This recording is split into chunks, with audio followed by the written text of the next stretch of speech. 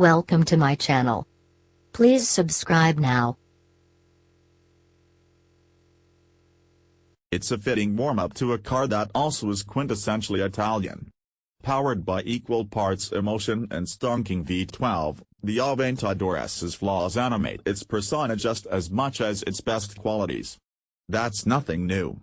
The 2017 Lamborghini Aventador S essentially amounts to a mid-cycle refresh of the Aventador LP700-4 that it replaces this spring at a starting price of $424,845.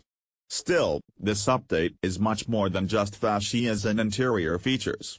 As we lapped Circuit Ricardo Tormo and attacked the writhing roads southwest of this city, Avicii's infective rhythms continue to bounce through our brain, because Lambo's biggest bull has learned to dance.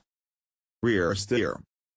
The newfound dexterity stems from a rear wheel steering system that can nudge the rear wheels up to 1.5 degrees in the opposite direction of the fronts during low-speed maneuvers. It chops the amount of steering input required from the driver, a fact that's especially prominent in hairpin curves and in parking lot maneuvers, where it makes the difference between rolling your wrists and crossing your arms. The rear steering also makes the car slightly more neutral, although it doesn't eliminate the Aventador's natural proclivity for understeer. With all-wheel drive and stickier, redesigned Pirelli P0 rubber, the big Lambo resists power on oversteer, but lift off the throttle at the cornering limit and the Aventador slowly rotates into a drift. It all adds up to an Aventador that is more sensitive and better attuned to the driver's inputs. The rear end wriggles under hard braking, the steering issues more immediate commands, and the throttle wants to be tickled just so through the corners. Within a roughly 15 mph window around the 80 mph mark, the rear wheels transition to steering in phase with the fronts, up to 3.0 degrees, to enhance stability.